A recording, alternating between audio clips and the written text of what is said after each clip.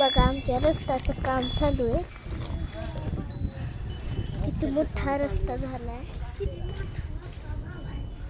रस्ता बघा इतका लांब पूर्ण रस्ता दाखवायला खूप लांब झालाय रस्ता. बघा